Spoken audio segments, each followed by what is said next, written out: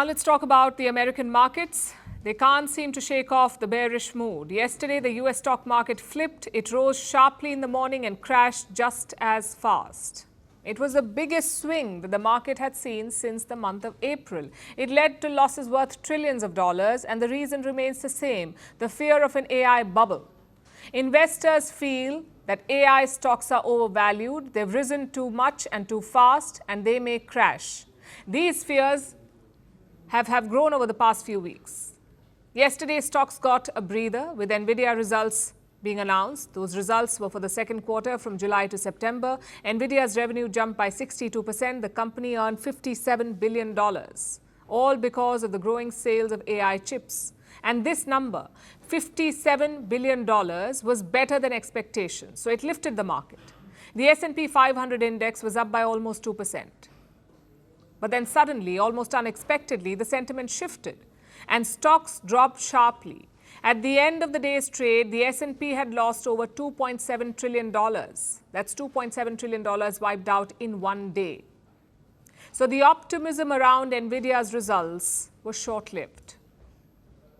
Here's what one expert has said, and I'm quoting: "The Nvidia results, while positive, weren't enough to dispel doubts around whether valuations had gotten too rich."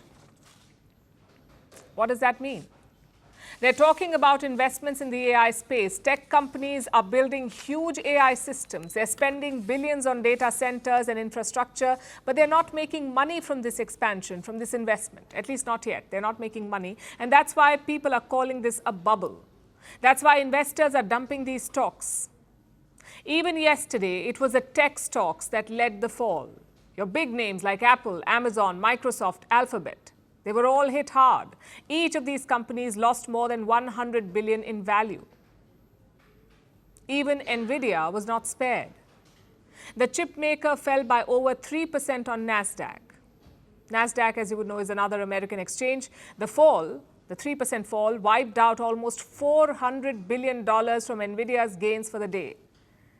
So despite beating quarterly expectations, Nvidia lost money. What does that tell you? AI stocks are witnessing a correction. And it's not clear how far this will go. Will the stocks stabilize from here, or will they crash? It's hard to say. Goldman Sachs has issued a warning, though. It's a major American bank. It says there will be more selling. That's what Goldman Sachs has said. There'll be more selling. Another report says hedge funds could start dumping stocks. They could dump shares worth $40 billion, 40. And if that happens, the market will fall further. In fact, some estimates say that the sell-off can be as high as $65 billion.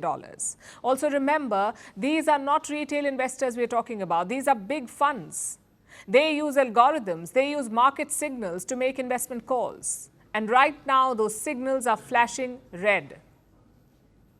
Plus, there are other factors driving the bearish sentiment, like the crash in the crypto markets. Bitcoin has fallen to a 6-month low. This is a sign that investors are pulling back from risky bets. They're also watching the job market. Hiring has picked up, but the overall job situation is mixed. Some industries are adding jobs, like your healthcare and hospitality. Others are cutting positions, like factories and warehouses. So the broader economic trends are also influencing investor decisions. Having said that, the biggest worry right now is still the AI bubble. Not long ago, AI was Wall Street's top growth story. It lifted all the stocks. Nvidia became the world's most valuable company. It crossed $5 trillion in valuation earlier this year. Tech firms rallied alongside. Together, they rode the AI boom. But now they're losing momentum. Investors don't want promises for the future. They want the returns today. They want the profits to catch up with the projections. If not, the markets will continue to fall, or to swing at least, and the AI bubble will deflate, if not burst. I was a revolutionary. I became a ruler. I claimed to protect my people. I terrorized them instead. I built palaces. I started wars.